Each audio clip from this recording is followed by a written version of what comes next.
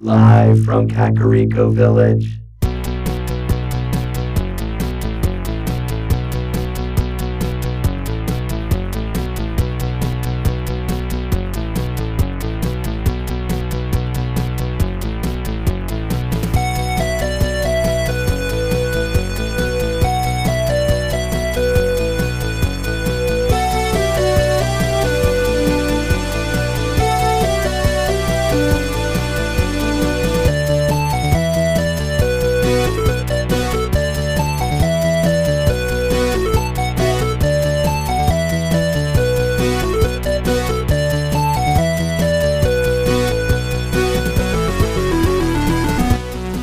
Broadcast throughout the Retroverse, transmitted to the real world via a maze of wires connecting a Super Nintendo to a Wii, to a Wi-Fi network, and finally to the Internet. The Techno Funk Boy presents the Retro Zoo Super Show.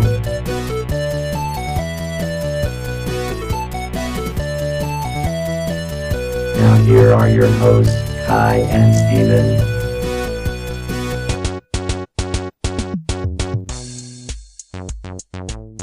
Welcome and thank you for joining us on the Retro Zoo Super Show. I am one of your hosts, Kai. I'm Steven, the other host. Yes. I feel like you forgot your name there for a second, or you're waiting for me to introduce you. Yeah, well, you always do. This is the first time I've actually introduced myself. So you know, that's actually probably true. Okay, that was totally my fault. I was sitting there awkwardly waiting, going, "And your name is? And your name is?" I was sitting there waiting to be introduced, and awkwardly, just standing on the corner. The rain was coming down. Well, I figured, okay, we're in episode 34. You should know how. You should know how to introduce yourself by now. Well, you want us to go ahead and start that? Because I have like a whole bunch of different introductions that I'm going to start using. I think that can actually be like a mini segment of the show, is how I introduce myself. Nice, yes, that'd be great. Yes, no, I'm Steven, and I'm a co-host, the underling. The underling. Oh, goodness. So, we are produced as always by Drum. Drum, how is it going today? I am functioning normally. Great. I am just not feeling like I'm ready for this. I think it's because this is like the only live part of the show that we're doing, and then we're going to shut it down. So it's hard for me to normally it's like, okay, we're ramping up for an hour-long show, and so we get the juices flowing. But now, my body knows that this is. I mean, we're just introducing an interview, and then we're moving on with our lives. And I'm just not. Is the show is the interview going to take up most of the show? Oh yeah. So how long do we have to talk to jabber? Well, I guess as long as we want. It's just going to make for a longer episode. But oh goodness, so this is so they're getting the bonus up front. Like the meat is what they have to wait for. Like the hard part, the good part, the solid meal part. So we're basically giving them dessert up front. The listeners. Yes, we are the dessert. Ouijawii I'm not feeling very dessert. Is the meat. I feel light and frothy. I feel like junk food actually right now. You're like a Snickers bar. I'm like a just fine tiramisu. Oh, why are you such a fancy dessert? And I'm just like, hey, look, convenience store cancer stick. Hey, that's a hot dog. Never mind. Cancer stick. Oh goodness, yeah. Yeah, So, what's sad is I've had mini Snickers bars since my last tiramisu. So, dude, tonight I almost grabbed a Snickers bar. They were 88 cents at Food Town. And I saw them, and I was so hungry, and I was like, I'm going to get one. I was like, no, that's going to ruin my dinner. And that's basically, I guess I'm getting my Snickers bar now. I'm ruining my metaphorical podcast dinner by having this conversation with you before an awesome, like very elaborate and wholesome and natural and organic meal conversation that's to come. So we've got to be as junky in this first few minutes before as possible because we've already bitten into it, you know. We've already started this junk food conversation. I like twigs. Thanks, Drum. Well, now I know what to put in your stocking that I don't hang out for you on Christmas Eve. Oh my goodness. So, oh man, I am like all over the place today. So first of all, I thought we were going to go hunting in the realm together. Dude, tonight we probably could have if I had actually not gotten home early and like read to my Koopas. And that's just like my generic term for anyway. But no, dude, I want to do that. And I think we have to schedule it, though. Just like we schedule the podcast, I think we should schedule a podcast. Not a podcast. Yeah, well, that's what this is. I mean, a radio broadcast. We should schedule one as a realm thing. And so, maybe. So the whole thing would just be like, you know, Steven, hit it. Hit it. No. Hit it. No, hit it. Don't. No. Just hit the rattling. Come on. That would probably. Well, you, dude, that's pretty much what we did last episode with you in Dragon Quest. I mean, that's actually true. Yeah, come on, man. Hey, but no. I've got a good idea, actually. Okay. And, you know, and this will cater to our realm audience that might still be lingering. Even though we're in Dragon Quest now, which is awesome, but you know, we want to keep our realm audience, you know, kind of tantalized. Maybe we can do a whole like this might be too long, but what if like we started the podcast one day and it was me like not knowing what I'm doing or anything, and you can guide me through like getting on and getting a character going. And boom, that can be part of the pod. We can be having the conversation and talking about the realm and talking about other stuff, but we can get me set up in the realm. That way I won't actually have to do any work, and we'll knock out a podcast session. I like it. Okay. I like it a lot. I think that'd be a good episode. We could probably do it in like, 15 minutes or whatever, 10 minutes or less. I mean, it's a small game. We could troubleshoot it, we could figure it out, and then we can play it for the rest of the episode, and it'll be sweet. Right. Oh gosh, that'd be great. All right. Well, we actually probably should get over to our interview because this is pretty fantastic. We are. So we mentioned last week that there is a speed run of Dragon Warrior. And I very subtly, not so subtly, hinted that an interview was forthcoming on that very topic. And this is what we're talking about today. Has it forthcome? It has forthcome. Stay tuned, otherwise it will forthwent before you blink. Before you fourth listen. Before you fourth listen. So, pay fourth attention. So we are going to be chatting with Ouijawii, who is the current world record holder for the Dragon Warrior speedrun. And I had to say, this is actually one of the most impressive speed runs that I've ever seen. And we're going to be talking about how this happened. But about 2 years ago, the world record for this game, speedrun, was a little bit over 5 hours. Okay. Ouijawii's new time was 24 minutes. Holy cow, that's a ridiculous. Yeah, that's crazy. It's an insane drop in time that I think is pretty unparalleled in the world of speed gaming, and how this came about is just absolutely fascinating, and it actually hits on all of the high points of speed running, of why of why speedrunning is, requires so much skill, so much patience, and so much practice. And it's not simply a game of, pressing right and holding down B so you run faster. And so you definitely don't want to miss this. In the show notes for this episode, which is gonna be at technofunkboy.com/34. That's 34 for the episode 34. We're gonna put the video from Ouijawii's run. We're also going to be putting the video from Ness Cardinality's run at AGDQ, where he does full-length commentary on his run and how it came about. And so you're gonna hear it from us, and you're gonna also hear it from him, and some other links, and it's going to be fantastic. And if everything works out right, next week we are going to be chatting with another surprise guest about the Dragon Warrior randomizer.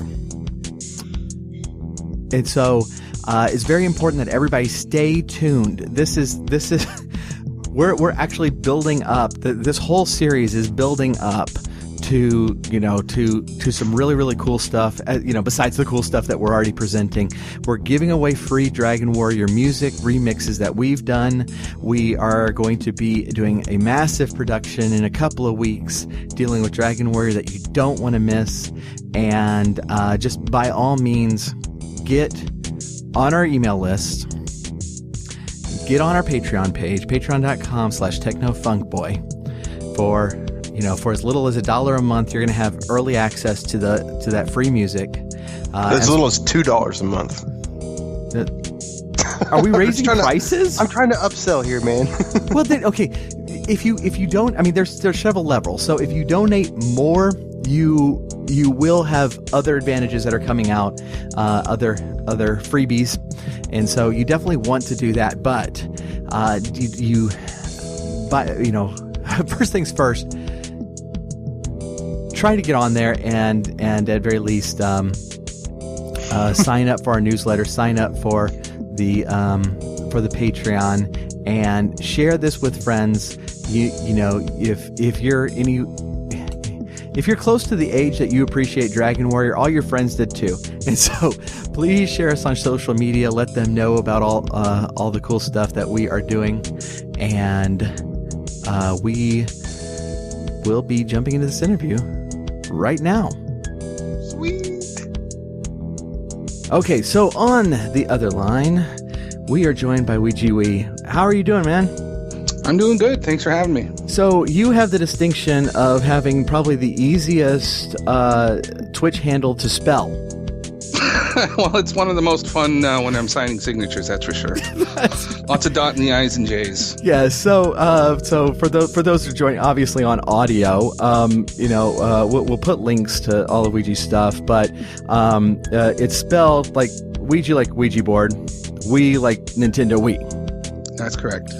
So that is a lot of fun to say, and as I was trying to find all of your social media things, I kept trying to remember how to spell Ouija board. So congratulations are in order. You just here recently snagged the any percent world record in Dragon Warrior. Congrats, that's awesome. Thank you very much.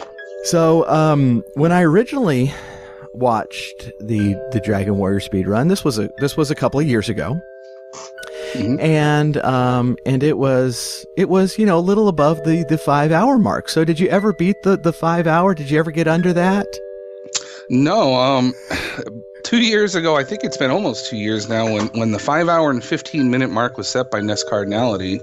That really hasn't been approached or touched since, and it's a really strong run. At that time, we were kind of talking about could it go under 5 hours, and we weren't sure, and I didn't think so, and I'm still not sure if it can. You would need incredible luck for that to happen. Right. But what happened was that very night when he set that record, somebody else, some streamer probably streaming at the same time, named iCrowII, discovered that you could manipulate a metal slime kill, which was previously thought to be TAS only. Mm-hmm.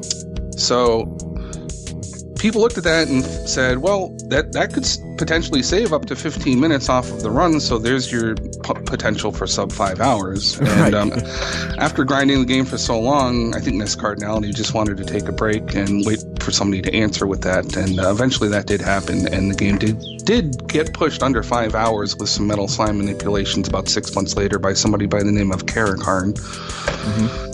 And that was really what got the ball rolling for manipulating the whole game. You know, when somebody takes your record, you sort of, you know, want to take it back, and Nescard put the work in to not only manipulate the slimes but the entire game, which kind of blew everybody's mind at the time, because when he took the record back, Karakarn had pushed it down to 4 hours and 56 minutes, and instead of beating it by a minute or two, Nescard comes out of the shadows and very triumphantly slams down a sub-hour, 58-minute speedrun, cutting about 80% of the time off of the speedrun, which is unheard of. And I don't think there's another speedrun out there that I can think of or know of where 80% of the speedrun was just cut out suddenly without like any, you know, game-breaking, you know, glitch that'll just warp you to the end. I mean, you still have to play the entire game and beat it legit. So yeah, and we're going to get into the details of the run, but this, I mean, you know, this is, as far as I can tell, this is a glitchless run. Yeah, it is. It's playing the game as it's intended without the intention of the manipulations. Yeah. So yeah, you know, and I was being a little sarcastic getting it under 5 hours, because your record is 24 minutes, 24:41. And I think you're right. I cannot think of a speedrun record that has had this dramatic of you know, just a change so quickly. And I was being serious. Like the last one I watched prior to this year was probably 2 years ago. You know, it's like, I love speed runs, but there's only so many 5 hour runs you can sit down and watch. And so when Nest Cardinality was running it at AGDQ, I was like, okay, this time isn't right. They're only giving him like 35 minutes for this. This is wrong.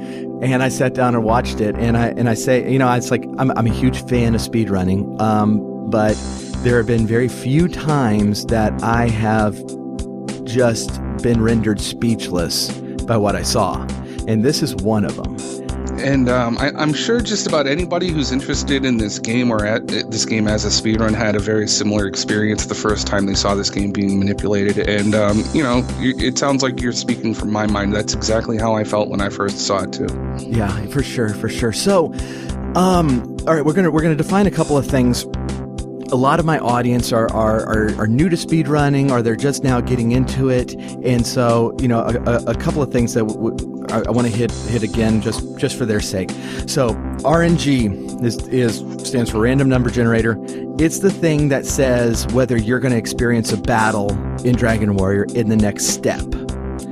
And like I'm going to say most things on NES, possibly all things on NES, it's not actually random, but there's a complicated system that's making it seem random.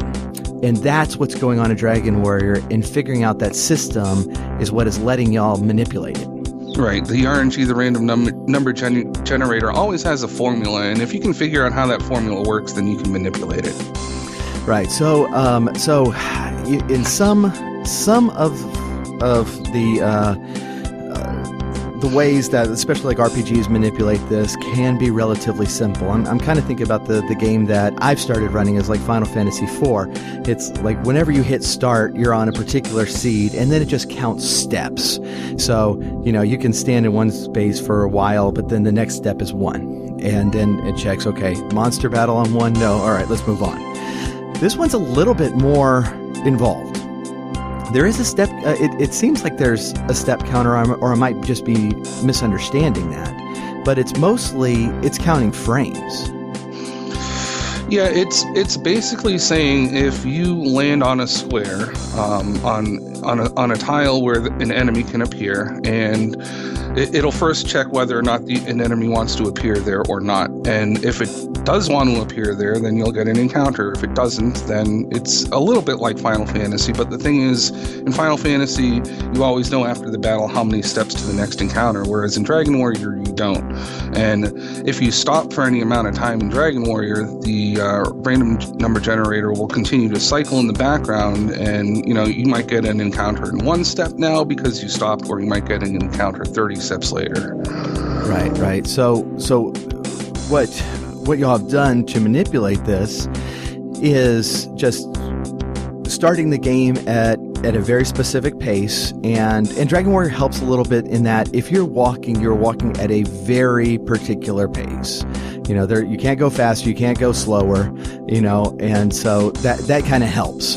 But if you walk in a particular pace, then you reach a point where you encounter a battle, and so the next time you reach that point, when you start over and you reach that point again, you just pause right before it, and then you miss the battle. Right. Yeah, luckily in Dragon Warrior, every time you stop for 1 beat, it's always the exact same number of frames. So you don't have to be frame perfect. I mean, there's literally no frame perfect tricks in this game. It's just a very long series of buffers, and you have a lot of time, it's about a 10 frame window in order to execute each one. So it's really all not that hard, but there are some harder things to do in the game. Like the arrow manipulations during battle can be a little tricky, like moving to the hurt spell without going too far and without accidentally moving off it or bonking in the dark. Sometimes moving around in the dark can be very tricky too. So even though there's no really super hard tricks in this game, the walking around on the overworld is probably the easiest part, because you know exactly where you want to stop and for how long. Right. But everything else is a little slightly harder, but not that difficult. Yeah. Well, you say easy, but I mean, this is now a 24-minute run. It's 24 minutes of walking mostly, and so do you have notes on where you're supposed to stop, or just you've done it enough that I have know extensive notes. In order to do this game, it's almost impossible to memorize, because what people don't realize too is there are random things that can happen in the game, because in this game there's actually 2 sets of RNG, 2 random paths that are running constantly in the background. And if you are on an even numbered frame, then you're on path A. If you're on an odd numbered frame and moving around and making inputs, then you're on path B. And almost every input you do has an even numbered amount of frames to it. So if you're on an even frame, you're going to stay on that even frame. If you're on an odd frame, you're going to stay on that odd frame. Oh, so that makes sense. Okay, yeah. So when you clear a text box, you do that manually, so you can switch from an even to an odd frame there and go from path A to path B. And every time you kill a metal slime, like at the beginning of the game, and then you clear the text box and start walking, you don't know if the next encounter is going to be a metal slime, which is what you're hoping for, or if it's going to be that demon knight that's going to back attack you and then kill you and end your run. Wow. Yeah, goodness. Yeah, I remember. That makes sense, because I remember, I think it was right in that metal slime area during the AGDQ run, Ness Cardinality said, the next battle's either going to be this or that. And I wasn't really understanding what he was saying, but that's what he's talking about, is he's not sure if he's on the odd or even numbers at that point. And so moving forward, we gotta figure it out. Right, and for the marathon safe route, you want to pick an audio cue so that when you close the text box, you're going to get a safe battle, one that you're going to be able to run away from if you don't get a slime. So that's what he did there. Right. Wow, that's fantastic. So that's how you walk around, and that's the easy part. Right. that's the part that's kind of blowing my mind about all of this, is that just the sheer fact of y'all make it look so easy, just that part. And I'm sitting there, I'm watching both of y'all do this. Ness Cardinality at AGDQ, you on your record run, and it's like, very smooth. All right, walking, pause, walking, pause, walking, and I'm like trying to figure in Final Fantasy IV. I've put like an hour into manipulating a single battle. I can't imagine how much brain power this is using. But that's not the complicated part. Oh no, the complicated part is figuring out how to hurt the Dragon Lord. That takes forever. So before we get to that, the first thing we're doing out of the gate is we got to get some experience. We do. We need to get that sleep spell so we can put everything to sleep. Right. And so the first thing you do, right, is to buy a weapon and some really good armor. Nope. Nope, don't need them. No, that sleep spell. Right. Literally, the first thing you do is you walk over to where the metal slimes are. Now, for those who have played Dragon Warrior, this is a decent-sized walk. You're normally fighting a lot of stuff on the way. Obviously, we're not going to do that because that's a waste of time. And so we're heading over to that area, and you figured out how to get over there and get yourself a metal slime. For those who have not played the game, metal slimes are like, the most just rage-inducing, disappointing things in the game, because you see one and it has the most experience points of anything in the game. It's like finding a $100 bill on the ground in a hurricane. You just won't be able to catch it. Right. And so, and it has magnificent armor rating. And so, unless you have Erdrick's sword, if you're hitting it, if it's not a critical hit, you're going to deal 1 damage. And so, like you're looking at the book, and you're like, oh, metal slime gets like 100-something experience points, and it only has like 4 hit points. I need to find me one of those. They're impossible to hit. If you hit them, you're only hitting them for 1, and then they run away. and it's just so frustrating. And so that's not going to work for, unarmed Ouijawii with no armor, wandering around like, I'm going to take me a metal slime. You need an excellent move. Yep, absolutely. Excellent moves ignore armor, and of course metal slimes have the top armor that the game can possibly give, so you need an excellent move in order to kill one. So how do you do that? A lot of trial and error. I mean, a lot of this game, when you're trying to figure out how to manipulate it, is, you make a save state so that you don't have to go all the way, from the beginning of the game to the metal slimes again. You make a save state once you get to the slimes, and then you just try stuff until you find something that works. And sometimes it takes, half an hour to find something. Sometimes it takes 2 seconds. You never know. And you just write it in your notes. So the next time you get to that point, you look at your notes and go, oh, I know what to do now. Right. So there's several times when you're like canceling out the command, which actually doesn't do anything. It just makes the command pop up again, the command question pop up again. And then there's sometimes that it just seems like, we're waiting for a second. Mm-hmm. But all of these are trying to make it so we reach that point in the random number generator where we're going to get an excellent move. Correct. One of the things I discovered is arrow manipulations, mm-hmm. Because before that, when I started learning the game, the only buffers that we knew of during a battle was to hold the B button down and to constantly have command cycle through. And every time command cycles once, it's adding 11 frames to the counter.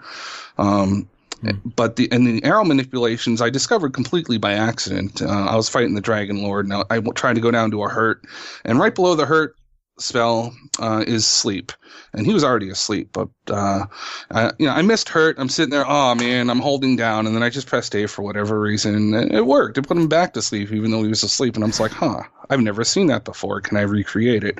And then I did, and I said, wait a second. I'm holding an arrow. I'm holding the D-pad while the arrow's blinking, and I keep landing on the same frame. Is that something I can apply to other parts of the game?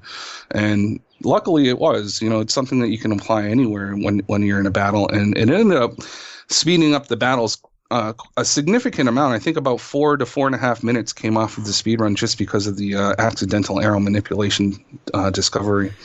Gotcha. So what you're doing there is you're holding down one of the arrow buttons while choosing a command? Yep. You hover over whatever command you want. Well, this is how I do it anyway. So like if I'm going to fight, I'm holding left or up on the D-pad because the cursor cannot move left or up because fight is in the upper left portion of the box. So I'm holding, let's say, left, and I'm waiting for it to blink a certain number of times. The arrow will blink once, twice, 3 times, and then I'll press A. And then that'll critically hit the slime. It doesn't always work for every slime, but for that particular slime, waiting for it to blink 3 times works. Okay, so I think I understand this. So, if I'm understanding right, basically you're putting yourself on a on the same path as like the command thing, but just saving time. Saving a lot of time because there were parts of the game in the old route where you would have to hold B and buffer command 30, 40 times, and that takes forever. And one of the Dragon Warrior players named High Spirits was looking at the manips trying to figure them out, and he found a slime that took over 100 B buffers before he could find a crit. So, oh wow, yeah, that seems like a lot. It took too long. Yeah, for sure, I gave up on it. So the hero manipulation saved quite a bit of time. That's for sure. That's fantastic. So, all right. So, at this point, we are. You repeat this. How many slimes do we have to kill? Just 4. 4. Okay, that gets you up to level 7, if I remember right. Yep. And level 7, you learn sleep. It's sleep, which is the I was going to say the magic formula to the game. It really is magic, but that's going to be the secret to getting through the bosses. So, for those who have not played Dragon Warrior, there's, if I'm counting right, there's only like actually 4 bosses in the game, and 2 are completely skippable. And so what you're going to do is you're going to fight the is it the Axe Knight guarding Erdrick's armor? Yep. And then the Dragon Lord, essentially. Yeah, that's it. And so you need sleep on both of them because they can wreck your world really fast. Especially at level 7. Right. Yeah, you're not going to survive more than 2 hits no matter what. And it's always going to take you more than 2 hits to kill them. So without sleep, it's literally impossible. Right. So okay, so now we've gotten the level. Now it's time to start gathering stuff you need. So is the magic keys first? Yeah, magic keys are first because some of the stuff that's required to beat the game are behind locked doors. So that's what we do first. Yep. So, and this is the other time that you're going to face a random enemy, and that's a gold man because you actually have to spend money at this point. Yeah, we got to buy 5 keys. The task only buys 4, but we buy 5, and I'll explain that a little later. But 5 keys, and even if we wanted 4 keys, we still have to fight a gold man either way. So he'll give us exactly what we need to buy 5 keys. Right. Yeah. Exactly. So, and I really should have mentioned earlier the task is like 17 minutes, and for a long time the task is, I mean, essentially doing what you are now doing live. And so the gap between the any percent and the tasks was between like 17 minutes and 5 hours. And so it's been cut down. I mean, every time I say it, good night, it's been cut down from 5 hours to half an hour. It's incredible. We are within 7 minutes of the task. Yeah, now. That's amazing. And so you head over. Oh, and I'm going to forget all the names of the towns. Is that Rimeldar? It is. Okay. I just played this game. Goodness. So you pick up a gold man. Oh, shoot. Before we do that, death warps. Let's hit up death warps. So, okay. Cause after the metal slime, you death warp back to the castle. Right, and that's something that a lot of people wouldn't realize is actually manipulation. When I die in my route, I know what enemy I'm dying to. I know exactly how I'm dying because I want to start from the King's Throne Room is where you respawn. I want to start there on a known frame so that I can get to the gold man right away. Right. So everything's manipped, even the deaths. Yeah, and I mean, first of all, that's going to save time anyways. Besides walking, but from what I'm picking up, the farther you go, the more likely is you're getting off of that frame. And so these death warps are a way of constantly resetting the frame. You know where, what's coming next, and that way you can move forward. But it also saves time. So it saves really a lot of time. What actually resets the frame so that we know exactly what we're on going forward is saving and resetting the game, which we normally do after a death warp. However, I've taken a couple of those out, so it's actually a continuation of the same path that I was on before I died. Oh wow, okay, yeah. That's one of the reasons I was able to lower the time recently, because I was doing these newer tricks like that one right there. Yeah. That's really cool. All right, so we're through the Gold Man into Rimmildar. That's where the magic keys are, and you are done shopping for the game. You still haven't bought a sword. You still haven't bought armor or shield. No, hey, why buy those when they're just laying on the ground somewhere? You can go pick them up later. Right. So hey, in this, so at this point, there are a number of things that need to happen. We need to get, the 3 items needed to build the Rainbow Bridge. Right. And in the last episode, I was really struggling with the third one. You think I would have looked it up. I just played this game, seriously, not very long ago. But, we need the Stones of Sunlight. We need the Staff of Rain. And is it, Erdrick's token? Token, yep. Token. And, right, and we also need the harp in order to exchange it for the staff. Yeah, gosh, these old men in caves are such jerks. It's like, hey, the Dragon Lord is trying to destroy everything, and can't you just help the guy out? Right. Look, I tell you what, just give me the item. I'll get you the harp later after I win.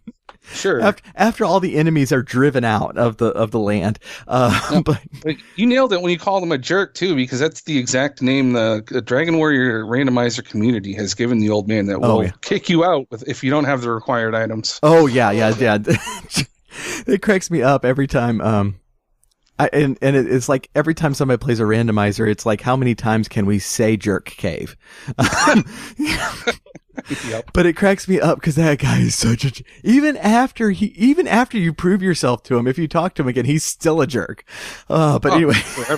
Yeah. And so the main purpose in saving the princess, besides being a good guy and trying to save the princess, is to get her item. Was it Gwaelin's Love that tells you where you are so you can find the token? Right. But you don't need that. Oh, we know where it is. Right. So, but to get, this is one of the places that I'm kind of speculating, and I know I'm going out of order. I don't, I should have written down the order of everything that you're going through, but kind of as things are popping to mind. So that token is in the middle of a big swamp. Yeah. Is that the reason that you get Erdrick's armor in this run, is to get through the swamp? Actually, no. Really? There are damage tiles in the Dragon Lord Castle right before the throne. Oh, that's true. Yeah. That do a lot more damage than the swamp tiles. Yeah, and, those are the barrier tiles that you got to go through, right? Yeah. I forgot what they're actually called, but that's what I always called them as a kid. No, interesting. Barrier tiles is correct, I think. Oh, okay. Well, even the task gets the armor, and I looked into trying to get past the barrier tiles at level 7 if you could somehow manipulate a max herb use times 6 and then get through them somehow, but it just didn't seem possible. I think you actually do need the armor to get down there. Right. And for those who are listening, 6 is the max number of herbs you can carry at any given time. And so it's not like Final Fantasy where you could just load up on 99 herbs and just, march your way right through them. You still have to buy them one at a time. Right. Yes. That is true. That does add a lot of time. And so the other area that I actually had a specific question on is Garen's grave. Okay. Because this is where the harp is, right? Yep. Okay. So this seems to be the area that is not manipulated. You're running into a lot of random battles. You're running from all of them, but you're running into a lot of random battles in there. Well, I messed up in my run, believe it or not. Oh, okay. I am trying to manipulate it. That's what I was going to ask. Is it? It's really difficult. Yeah. And I can, from what I know, and not having run this route myself, I'm guessing, but you have to get through the town first. And that can cause some problems, just people getting in your way, but also the text box of opening the door. Yep. And so these are the things that are making that part difficult? Yeah, and when I went about manipulating the grave, I knew I had to deal with the random movement of the NPCs in the town and opening 2 doors, and I made it so that I can get through it every single time, no matter what. It all comes down to execution at this point, and opening the doors, believe it or not, is by far the hardest trick in this game. In fact, when I start the game, in my newest route, I require a frame-perfect door open, which means I have to hold the A button while opening the door for exactly 11 frames, and then I have to use the D-pad 2 or 3 frames, not 1 frame, but 2 or 3 frames later in order to walk through it. If I mess up any of those things by 1 frame, then I have to reset right at the beginning of the game. Wow. So opening the doors is extremely, extremely difficult, and that's why I haven't really been able to manipulate the grave yet in a good run, but hopefully someday. Yeah, and so for those, I tend to think that speedrunners overuse the term frame perfect trick, but this is pretty much a frame perfect trick. And a frame, for those who don't know, these runs at Dragon Warrior runs at 60 frames per second, right? Yep. So it's 1 frame is 1/60th of a second. And so this is really high level manipulation. Yeah, you can route out more frames if you want to, but then you need to route a lot of things like 2 door opens plus, an exponentially growing number of enemy routes. So it's easier to keep it down to a couple of frames. Mm-hmm. But routing any more than 4 or 5 frames, and then you're looking at a lot of work and probably a lot of headaches. So just try and hit that 1 or 2 frames is basically what I'm saying. Right. Exactly. Yeah. So in your run, this was, if I'm remembering right, the only other time I actually saw random enemies, and you escape from them pretty quickly, but but that is a point that this record can get a few seconds lower. Yeah, I think I counted about I think it was 35 seconds off of my gold split for that split. So there's 35 seconds to gain there. And in the first split, I think I missed the 4th slime, and I had to do a backup manipulation. I ran into a Ouijawii. So I think there's another 15 seconds there. So if I can get like the perfect run with all the good RNG or all the good, random things that can happen in a run that's heavily manipulated, I could probably get under 24 minutes with this run. That's incredible. Yeah. Wow. So, goodness. All right. Most of gathering the other items are just the routing over in the overworld, but wanted to hit up on our two bosses, because we do need to get Erdrick's armor. Yep. That's guarded by an Axe Knight. He is mean. He's wrecked me many times. Not even speedrunning, just in casual play. He's not a nice guy. He's really not. And so, and this is especially dangerous because, I walk in there with magic armor, and you walk in there in your skivvies. Doesn't take too kindly to that either, let me tell you. Right. And so in this case, it is a matter of making that sleep spell land and stick. Well, at that low level, the first order of priority is to make sure that he doesn't attack first, and then send you back to the castle, because the one hit he can kill you. Yes, that's true. But yes, once he doesn't insta kill you, then your next order of priority is to put him to sleep somehow. Mm-hmm. All right, so this the next real question I had for you on this is, so the sleep spell. I forgot the percentage, but your enemies have a certain percentage chance of waking up from a sleep spell every round. Right. They all have a 1 in 3 chance to wake up. Okay. So how is it that you manipulate it so that doesn't happen? Well, it's kind of like when I was explaining the metal slimes. You just try stuff over and over until you find that crit. And first of all, the sleep spell only has a 1 in 16 chance to land against an Axe Knight. You're not supposed to be able to put him to sleep, really. Right. But since you have that 6.25% chance, you just try over and over until you find a way to do it. And then once you've done that, then you probably want to look for an attack crit, because they do slightly more damage than a hurt spell, and sometimes it's a little faster, so it saves you time and does more damage. Mm-hmm. So you try things until you find one, and a lot of times you'll find a crit that does 18 damage, and then he wakes up and kills you, so you're like, oh man, I can't keep that. So you keep going until you find one where you can crit him in the face and he doesn't wake up, and then you save that, write it in your notes, and move forward from there. Wow, that's great. So with that, with all the items, am I missing? Am I forgetting anything important, interesting in the overworld? Besides, leaving poor Goylin in her cave. No, she gets to sit there and rot.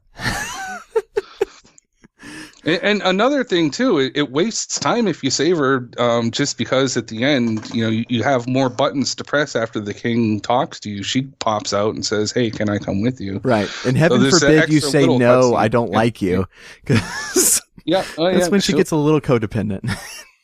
I actually put a shoe on my advantage and continued to say no while I slept, and when I woke up, she was still there trying to make me say yes. So I'm pretty sure it's impossible. That's persistent. That's great.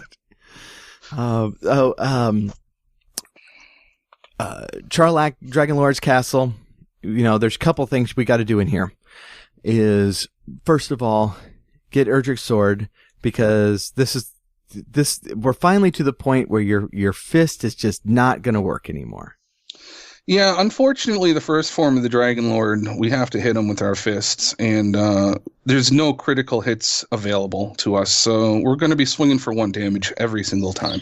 Oh, goodness. So that's just not going to work. No, it's a little bit faster to pick up that sword and then go kill him. Gotcha. And at this low level, even though you have Erdrick's sword, even though you've put the Dragon Lord to sleep, and it's the second. Is it specifically the second form you put to sleep? I'm trying to remember.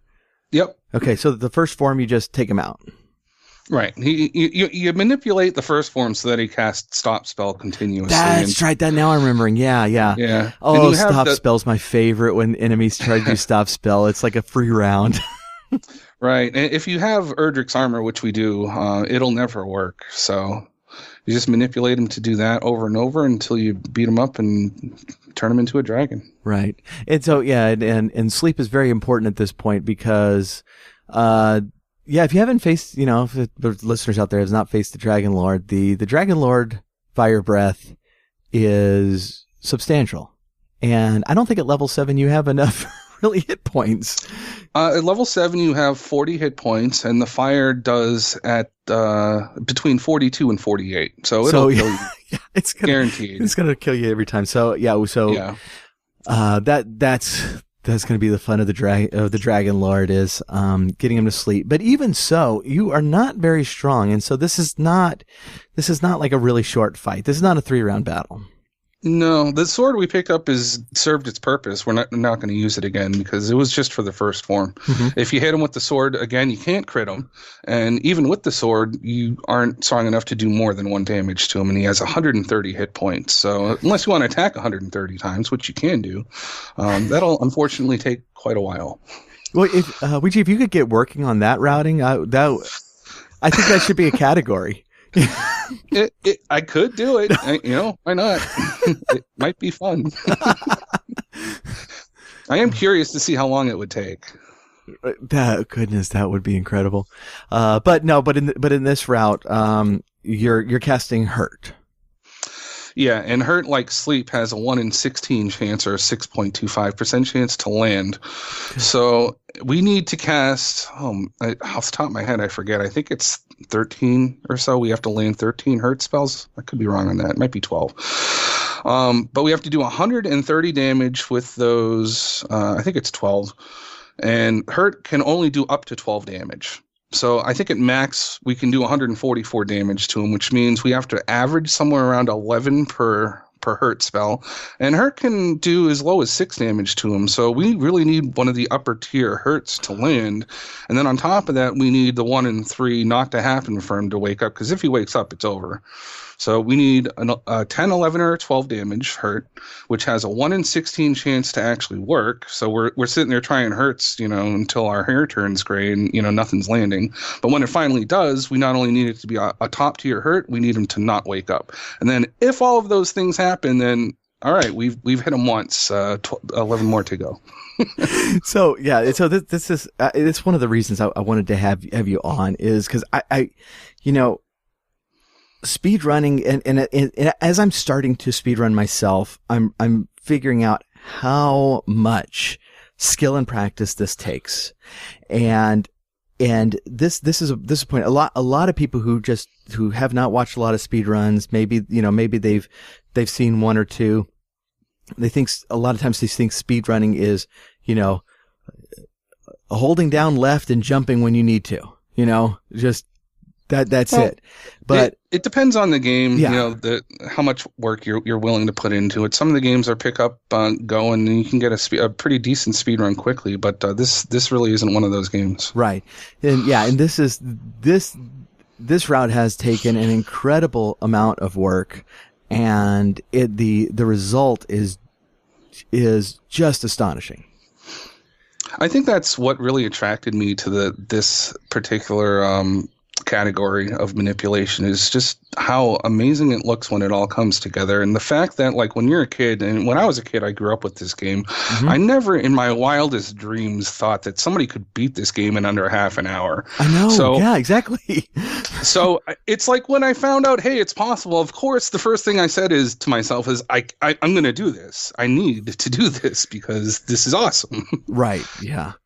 When I first got into doing this, I didn't realize how much work it was going to take, but that's okay, because I'll tell you what, the figuring out of the manipulations is, for me, I think, the most fun part. It's kind of like piecing together this huge puzzle. If you've ever put together like a huge jigsaw puzzle, that's what piecing this game together feels like, until it's all complete. And then once it's complete, it switches from piecing together a puzzle to walking a tightrope for 24 minutes. It's a completely different feeling, because if you fall off that tightrope, if you slip up at any one point in the run, it's over. You got to start from the beginning. Yeah. So it's two very, very different things that go into making this run work, and I absolutely love both of them. Yeah. Well, and I think, okay, so if you grew up on this game, and I did too, I think that we have certain advantages when it comes to stuff like this, because we had to put up with Dragon Warrior level grinding. Oh, yes. And it's part of our childhood. Right. But it takes a certain type of person to enjoy that.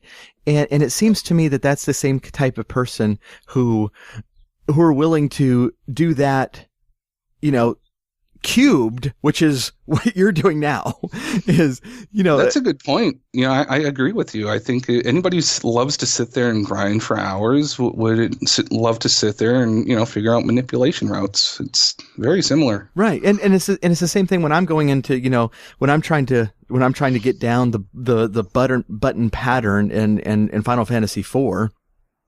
It's like, okay, all right, no, that didn't work. Reset. Okay, that worked better. Reset. That worked better. And I'm having fun. A lot of people wouldn't, but that's kind of the thing that it takes to do this, and to make people like you really good at it. It takes a lot of dedication, that's for sure. And I think one of the things that kept driving me forward once my routes were done is the fact that I put so much time into my routes. I wasn't just going to play the game for a few hours and say, you know what, no, I'm giving up. Right. It actually gets more exciting too, because once you make a route, you start from the beginning, and then you finally make it to your first metal slime, and then your heart rate goes up and you're excited. I can't believe I actually made it to a slime, and then you mess up because you're excited. You're not paying attention. Right. And then you're like, all right, you reset, you do it again, you finally get to that slime again, and you beat him, and then you make it to the second metal slime, then your heart rate goes up again, you get excited, and then you mess up again, you have to reset. And that, doing this game, that's exactly what it's like. Every time you make just a little bit of progress, be prepared to fail and start over. Right, right. It takes a lot of work to do, but it's also a lot of fun. Yeah, it entertains me so much, and I was wondering what your heart was doing during it until you told us after your run. Oh my God, I couldn't talk. Yeah, I was like, that was the most calm reaction I've ever heard anybody. And then I realized, no, you're just so hyped up, you just can't even express it. But I couldn't. I get it. I get so much of a kick out of, who is it? Darbian, who has that heart rate monitor on his stream. Oh, and he's so cool during his whole stream, but all of a sudden he gets to, 8-1, 8-2, and that thing jumps from about a 75 and 80 up to like a 140. And I imagine that's what's going on with you too, as you realize, hey, this is going well. Well, I was completely calm, 100%, all the way up until I got that sword and then went down the flight of stairs. Then I think my heart rate went from 60 to about 160 in the span of about a second and a half, because I knew I'd never made it that far in this new route. And I'm like, don't mess up. Just concentrate on the bonks. Come on, we can do it. Right, and, right. Luckily, I'd messed up enough to know that as long as you concentrate and just focus on the notes, you'll be fine. Yeah. But there's just no way to calm down the heart. If you listen too closely to the end after I picked up the sword, you might hear like my chair squeaking a lot. It's because I was rocking back and forth trying to keep my body moving so that my heart rate didn't feel like it was just going nuts while I was sitting still. It's very uncomfortable. Exactly. So you're you've made it this far. You the killing the Dragon Lord is actually not the end of Dragon War. You have to get back to talk to the king. And right. I think that if you mentioned before getting an extra key, and I think this is where that came in, because when you were in Rimeldar, you opened up a door to get Wings of the Wyvern out so that you didn't have to walk home. Correct. That's it takes 2 keys to get the wings out of Rimeldar there, and it takes 1 key if you want to get the wings out of the Dragon Lord's throne room, and it's actually a little bit faster to do that, and it saves you money as well, because the keys are closer. You don't have to walk in and out of a town before you die, and that death isn't manipulated on the second route, and theoretically, if you were to skip picking up that wings there, you could manip that death, so you would usually die a little faster to save even more time. So it's slower. You could save more time if you were to manip it, and it would save you a key. The only reason we don't do it is because if you're at the very end of the game, you've already picked up the sword. The last split is over 11 minutes long. Yeah. And then you want to add in a door open on top of that right before the Dragon Lord fight. Good luck. I mean, that would take some serious craziness if somebody were to ever attempt that. I don't think I'm that crazy. Mm-hmm. But we'll see. Maybe someday I'll give it a shot. Like I said, those door opens are the hardest part of the game, and it's really hard to manipulate a route going forward once you've opened a door. Right. Yeah. Yeah, exactly. And this is something that the task can work around, whereas right. a live playthrough, it's just weighing out that risk. It's like, I'm this far, I'm doing really well. I don't know about this. For sure. Yeah, the task, basically what we're doing is we're taking all of the frame perfect tricks that the task does, and then we're looking for a buffer for those so that we can, move forward with our run. Right, for sure. So, before we leave Dragon Warrior, and I want to talk a little bit more, a little bit about the other games you play and in your channel a bit. But you said sub 24 is realistic. It is possible. It is. Yeah, I'm probably going to play it until I get either very close or get my goal. That's great. That's perfect. All right. So, if people want to watch you do that, which I highly encourage, you do stream on Twitch, because, you know, that's what we do. It's the place to be. Right. And we're going to have links to that in the show notes. We'll have links to, to Twitter and all that as well.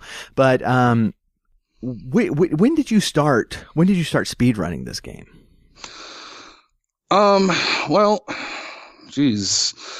I guess I could say I started speedrunning it before anybody had put up a speedrun of the game. I never finished a run, though, unfortunately, because, back then it was over a 6-hour time, and I kept failing at the end or getting frustrated and saying, screw this. So I was never really able to complete a run until, I don't know, about a year, 2 years ago, I'd say, and I think I put up like a 6-hour, 19-minute time or something like that. Oh, nice, yeah.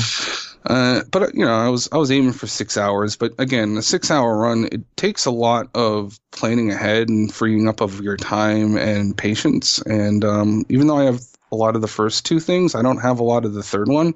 So it just wasn't like a game for me to like. I'm a huge RPG fan, but I don't really speed run too many RPGs because of the time it takes to do them. So, like I said, when the manipulation route was discovered, I said, this is for me. This is what I want to do. So it took a couple of months before I decided to do it. I initially picked it up for a 12-hour challenge. Oh, wow. Okay. Yeah, I didn't realize that 12 hours was only going to be enough to get me out of the throne room and walk to the slimes. It takes a lot more than that to manip this game. Oh, for sure. So I think it took me about 2 months to put my first route together. Wow. And yeah, once you put that much time into it, you kind of don't want to stop. You want to keep going with it, especially since, like I said, for me, it was so much fun. But yeah, the thing that really made me want to speedrun it was the fact that it could be manipulated in under an hour. So that really appealed to me for a game that I really like a lot. Yeah, that is a huge factor. I said I'm working on Final Fantasy IV. I'm specifically working only on the Paladin run just because I can do it in just a little over an hour and then put it up, because right now I don't have time for a 4 or 5 hour run. I will eventually, hopefully, but not right now. So that I seems totally to be get it. The most popular category recently. For sure. If I'm not mistaken. Yeah.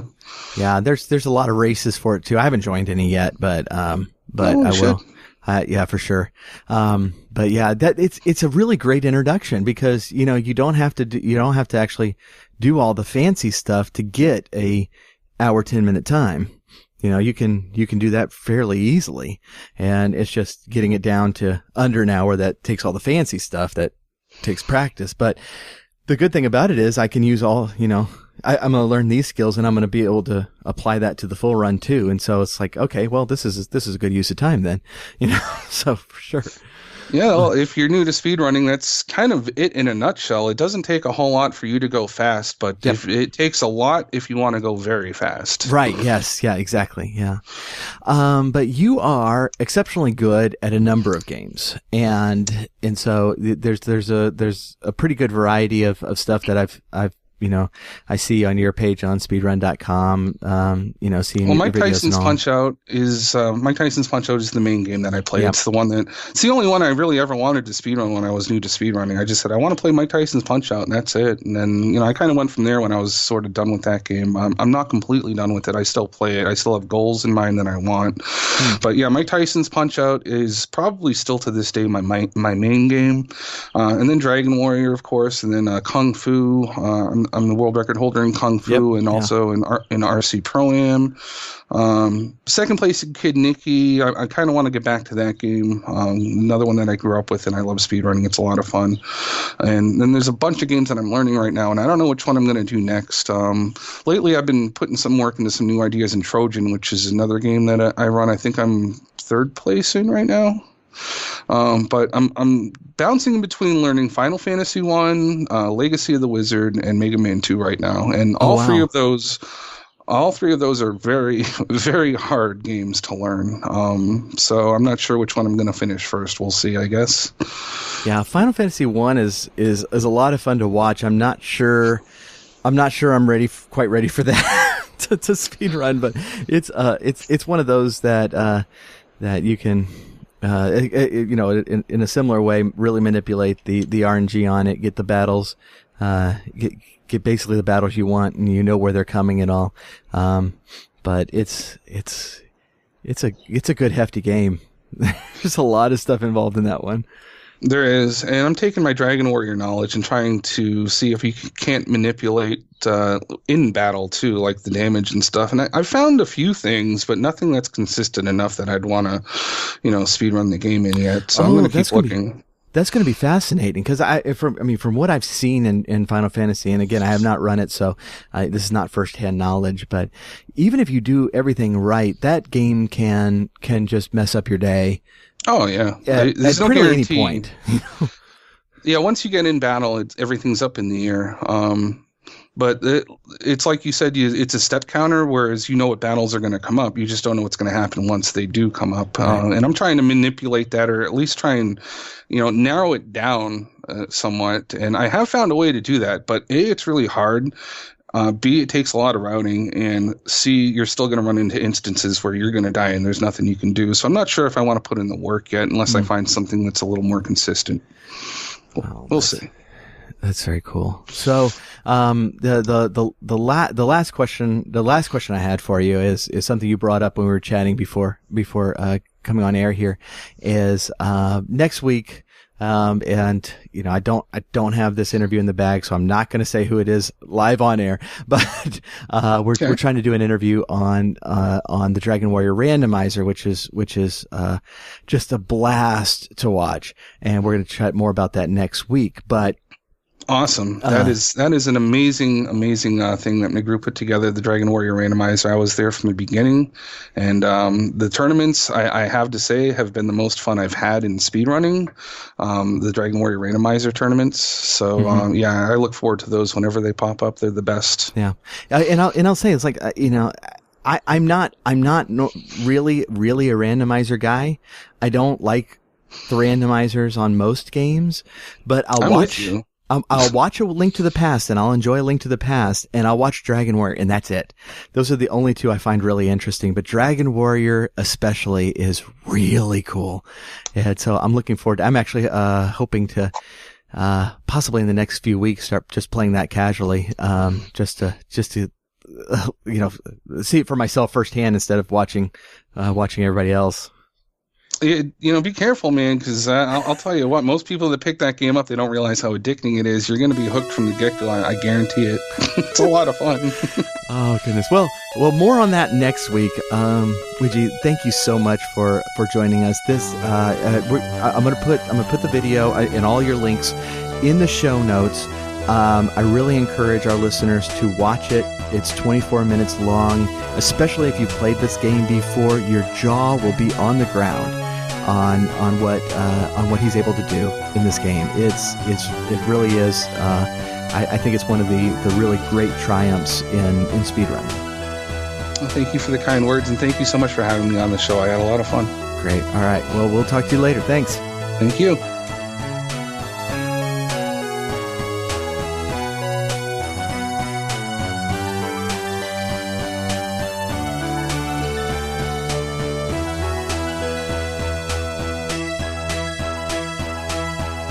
The Retro Zoo Super Show is brought to you by the Techno Funk Boy. Follow us on Twitter at Techno Funk Boy, on Facebook at the Techno Funk Boy, and sign up for our email list at technofunkboy.com. Also look for us on Spotify, iTunes, and Amazon for music. If you are so inclined, please leave us a 5-star rating and review on your favorite podcast catcher. If you are not so inclined, you are obviously some sort of villain trying to conquer the world. Unowned music and gameplay clips are used for educational and critical purposes. Thank you for listening. Keep gaming. And once you have responsibilities that need to be done at this time, then you can game later.